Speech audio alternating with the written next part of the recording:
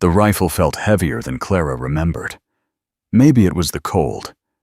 Maybe it was fear. Or maybe 3 months alone had drained more strength from her arms than she wanted to admit. The knock came again, hard enough to rattle the whole cabin, and Clara raised the barrel toward the door. Outside, the Colorado wind screamed like a wounded animal, throwing snow against the walls as if it meant to tear the place apart. This was not a normal storm. This was the kind of blizzard people whispered about years later, the kind that buried homes and erased tracks and turned men into frozen statues. Clara Whitmore had survived many things in her 24 years. She had survived losing her parents to cholera when she was 16. She had survived being sold by her own aunt and uncle to a man 3 times her age. It traded like livestock for security. She had survived 3 years married to Thomas Whitmore, a man who touched her like she was a debt to be collected instead of a woman to be loved. But as the wind howled and the cabin shook, she was not sure she would survive this night. The fire in the hearth had burned down to dull red embers, throwing weak shadows across the rough pine walls. In the small room beside the kitchen, 12-year-old Jake Hartley slept in uneasy bursts, his cough echoing through the thin door. Jake was not her son by blood. He was the orphaned child of Thomas's ranch hand, a man crushed beneath a fallen fence post last spring. Clara had taken the boy in without thinking, even though she barely had enough food for herself. Some choices were not choices at all. The knock came a third time. Clara's eyes flicked to the cellar door in the corner. Beneath it, hidden in an old flour sack, lay $500 in cash. Thomas's money. She had found it a week after burying him in frozen ground behind the church in Silver Creek. She did not know where it came from, and a part of her never wanted to know. "Who is it?" she called, forcing strength into her voice. There was a pause. Then a voice answered, deep and steady, carried through the storm like distant thunder. "Name's Silas Maddox. I'm not looking for trouble, ma'am. Just shelter from the storm." Clara did not lower the rifle. "There's a town 5 miles east," she said. "They have a hotel." 5 miles might as well be 50 in this weather," the man replied. His voice held no anger, only exhaustion. "My horse won't make it. I've got money. I'll pay to use your barn." Every lesson hard life had taught her screamed at her to say no. A woman alone did not invite strange men inside. That was how stories ended badly.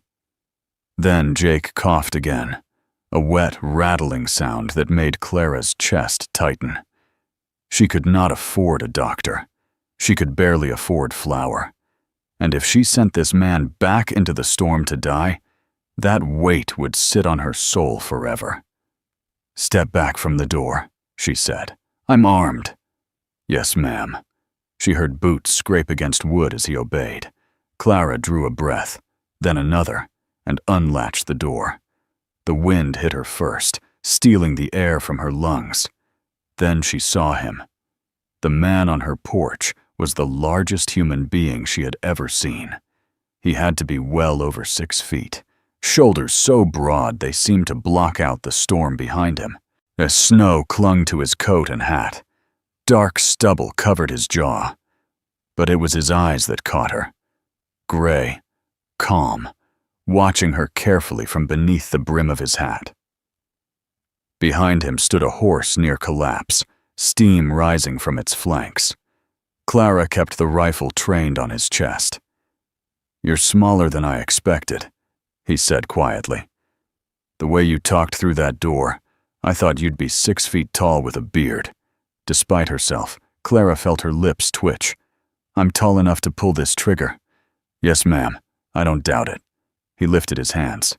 They were massive, scarred, empty. "The barn's around back," Clara said after a long moment. "There's hay in the loft. You can stable your horse. You leave in the morning." Something shifted in his eyes. Surprise, maybe. Gratitude. "Thank you," he said. I'm in your debt." "It's Mrs. Whitmore," she replied, "and you can pay it by leaving." He nodded once and led his horse into the storm. Clara did not sleep that night. She sat by the window with the rifle across her lap, every creak of the cabin tightening her grip. But the stranger did not return.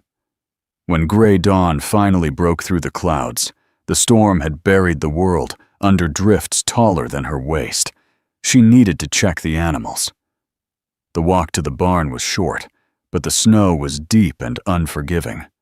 Halfway there, her boot caught on something hidden beneath the drift. Clara fell hard, the breath knocked from her lungs. The cold crept into her bones fast. Her limbs felt heavy. The snow no longer burned. It felt warm. That was when panic screamed through her fading thoughts. Then something lifted her.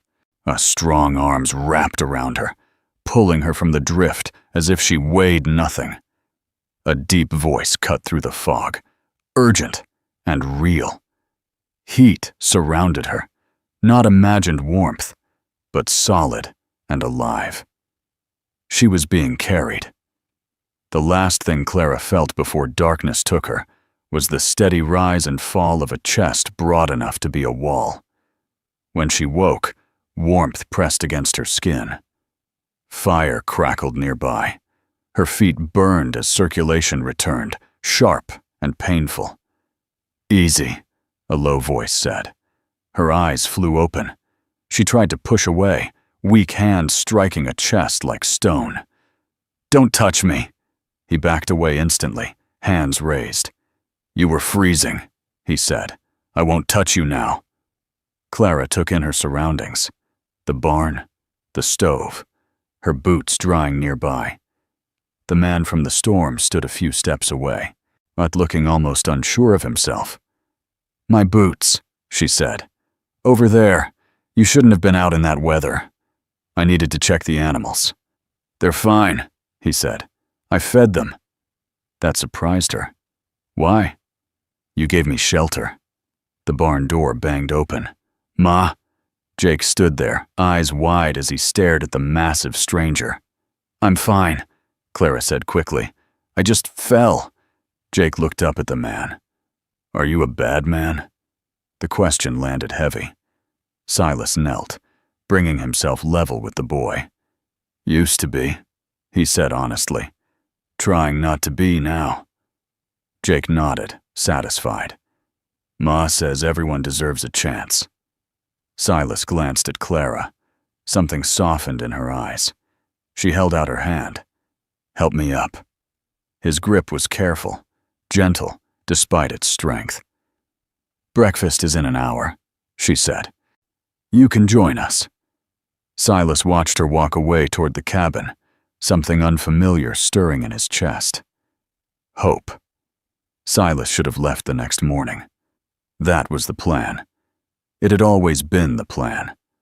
Ride out once the storm passed, disappear into the wide places where names did not matter, and men like him were better forgotten. But plans had a way of breaking the moment you let people into them. 3 days passed. 3 days since the blizzard loosened its grip on the land, and Silas Maddox was still there. Clara told herself it was temporary. The roads were still rough, the drifts still deep. It made sense for him to stay a little longer. That was all. But each morning she woke to the sound of hammering, of wood splitting clean beneath an axe, of a deep voice humming low and steady as he worked. Each day something broken was made whole. The fence no longer sagged. The roof no longer leaked.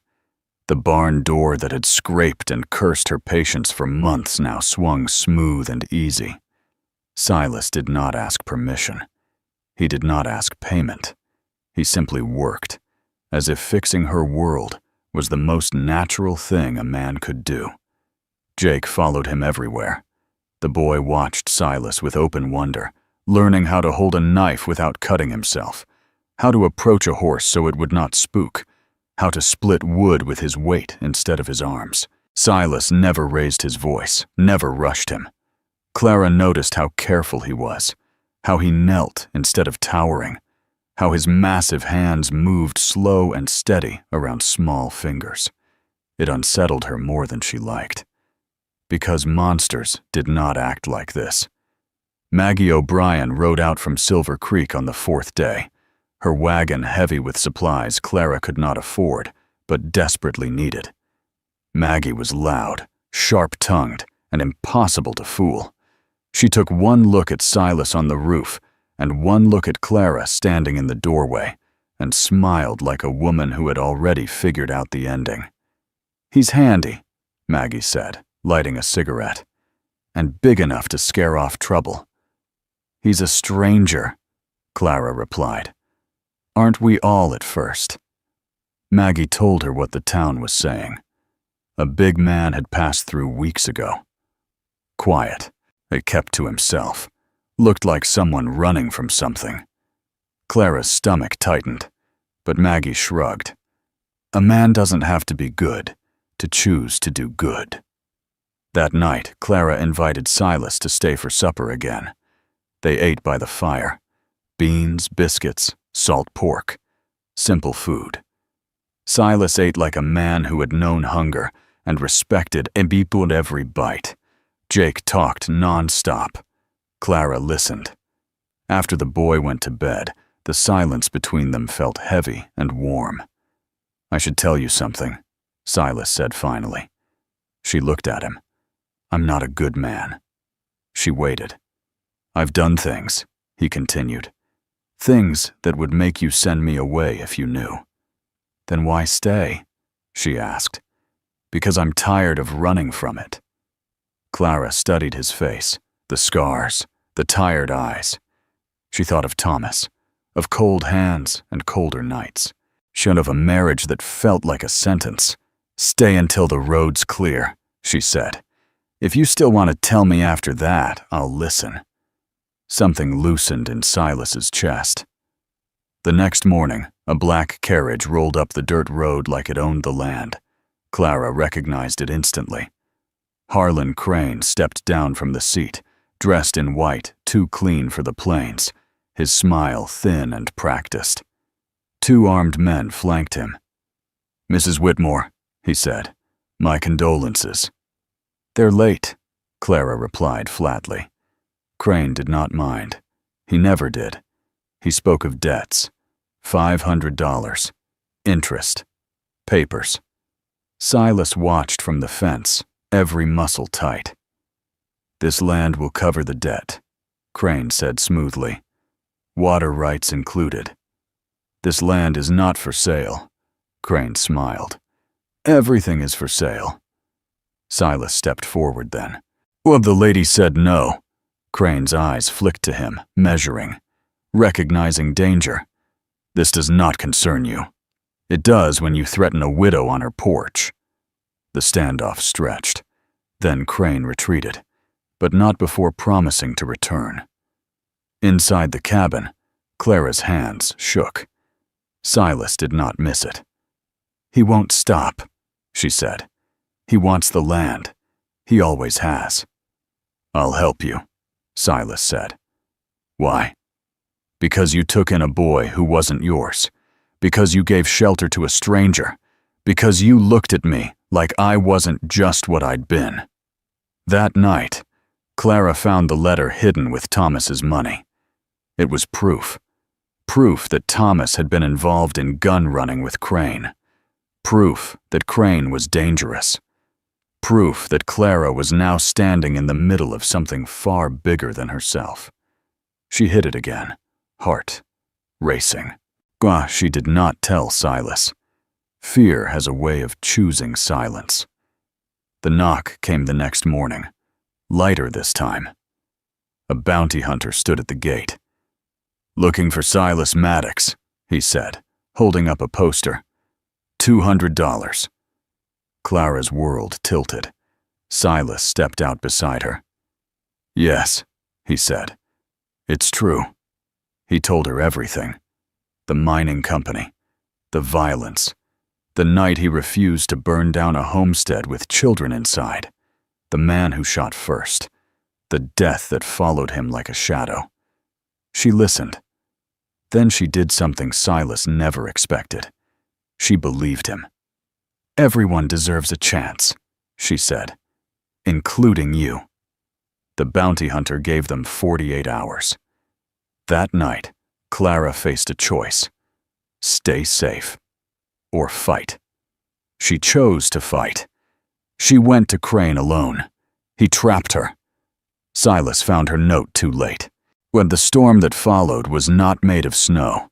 It was made of gunfire, broken doors, and men finally standing up to monsters who believed themselves untouchable. Silas came through the roof. Sheriff Burke came through the back.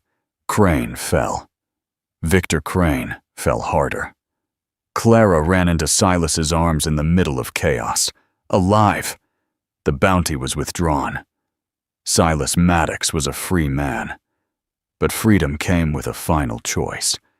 Who would he be now that he could stop running?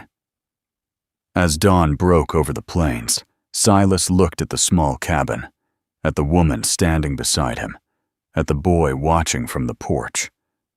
Home was no longer a place. It was a promise, and promises, he had learned, were worth staying for. Silas always knew the quiet would not last. The morning after Crane was taken away, the land felt different, too still, at the kind of stillness that came before something decided to break. Silas stood outside the cabin, hands resting on the fence he had rebuilt, watching the horizon like a man who had learned the hard way that peace was fragile. Clara stepped onto the porch with a cup of coffee in each hand. She handed one to him without a word. Their fingers brushed. Neither pulled away. Jake ran past them, chasing one of the chickens, laughing so hard he tripped over his own boots. Silas watched him with something tight in his chest. A life like that deserved protecting. Sheriff Burke rode out just before noon. "They're moving Crane to Denver tomorrow," he said. "He won't be coming back." "And Victor?" Clara asked. "Alive," Burke said. "Angry, but alive." Silas nodded. That was enough. When Burke left, Clara turned to Silas. "You can go now," she said quietly. "No one's hunting you anymore." Silas looked at her, really looked, at the woman who had faced down men with guns and power, at the widow who had trusted a stranger in a storm, at the person who had seen the worst of him and stayed. "I know," he said. "I don't want to." The words settled between them like truth finally spoken aloud. That night, they sat by the fire. No secrets left. No lies to hide behind. Clara broke the silence. "I was married before I ever learned what love was supposed to feel like," she said. "I thought cold was normal. I thought silence meant safety." Silas listened. "I don't want that again," she continued. "I don't want fear dressed up as comfort." "You won't have it," Silas said. "Not with me." She believed him. Later, when the fire burned low, and Clara stood and reached for his hand. "Come with me." He followed. He was careful, gentle, as if strength, real strength, was knowing exactly how much not to use. When he whispered the words in her ear, low and certain, her breath caught.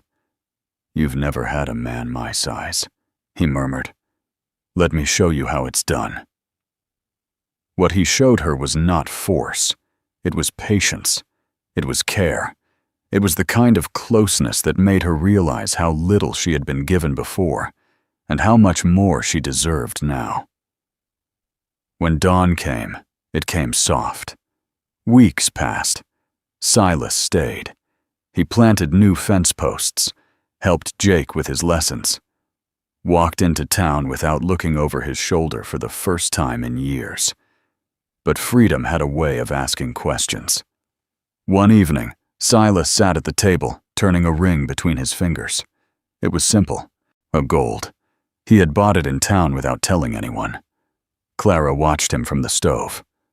"What's wrong?" she asked. He stood.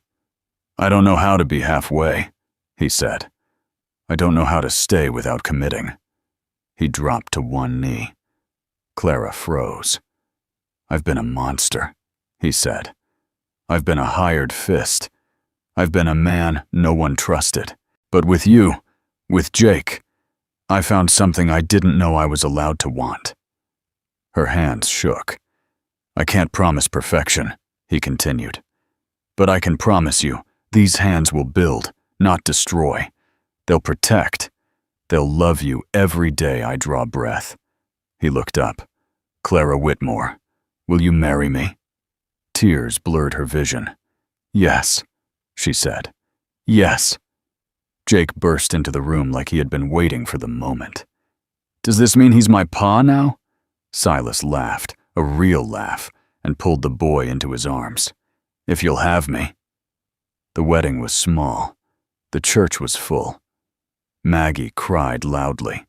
Sheriff Burke stood stiff but proud. Even Jeb Rollins showed up, clean-shaven and quiet, tipping his hat with respect. When Clara walked down the aisle, Silas forgot every bad thing he had ever done. All he could see was the future walking toward him. They built a life the hard way, with work, with honesty, with storms that came and went, but never drove them apart. Years later, Silas stood on the porch of a bigger house, coffee cooling in his hand. Children's laughter drifted through the open door. Clara stood behind him, her arm around his waist, her head resting against his back. "Storm's coming," she said. He smiled. "Let it come." Because this time, they were ready. Together.